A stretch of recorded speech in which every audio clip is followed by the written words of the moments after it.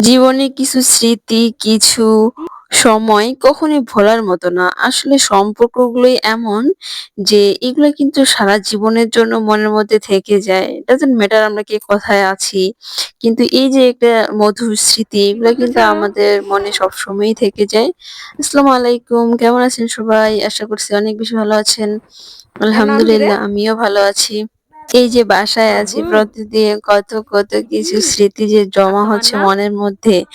আর এটা কয়েকদিন তোমার আগের নাম কি? ভিডিও। আমার বোন আর তিথি। ওর ২ টা পুতুল আসছিল আমাদের এই তিথি। বাসায়। তো ওরা আসলে তো এমনিতেই বাসাটা সবসময় একদম মেতে থাকে। আর ওরা এখন যেহেতু ছোট আছে, তো এখনকার যে স্মৃতি মানে আমাদের মনে ওরা দিচ্ছে যদিও হয়তো ওদের খুব একটা ওইভাবে মনে থাকবে না। কিন্তু কি যে ভালো লাগে ওদের সাথে সময় কাটাতে। এই তো রাতের বেলা এটা ছিল। আর এখন সকালবেলা এটা উঠলাম আমি ঘুম থেকে যেয়ে দেখতেছি যে আমার আম্মা হচ্ছে সকালের নাস্তার জন্য এখানে চিতই পিঠা করতেছিল। আর আমি কিন্তু ওইখানেই খেতে বসছি। মানে ঠান্ডার সময় হয় কি মেক্সিমাম আমি আম্মার কাছে যাই এখানে রান্নাঘরে থাকি। কারণ যেহেতু মাটির চুলায় রান্না হয় এখানে কিন্তু বেশ গরম লাগে তাই আরকি। আর এখানে বসে খেতেও আমার কেন জানি খুব ভালো লাগে রান্নাঘরে। আমি জানি না আসলে কেন? কে আমার মতো যে রান্নাঘরে বসে খাওয়া করো অবশ্যই কিন্তু জানাবা। আর এখানে চিতই পিঠা আর আজকে হচ্ছে কোনো ভর্তা করা হয়নি। আজকে এখানে আমার আম্মা গরুর গোশতটা এখানে রান্না করছিল। তবে একদমই ছোট করে কাটে। মানে কিমা না তবে ওইরকমই কিছুটা আরকি। তো এভাবে খেতে কিন্তু বেশ ভালো লাগে। আর চিতই পিঠার সাথে কখনো ট্রাই করবেন, ভালো লাগবে।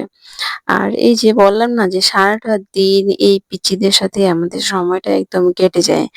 এটা মানে দুপুরের দিকে হয়তো ছিল, যদিও অত মনে নেই। এখানে আসতেছিল যে মানে ও আসলেই খালি কি উম যে পাবে, ও যেটা পাবে ওটা নিয়ে ওর খেলা শুরু।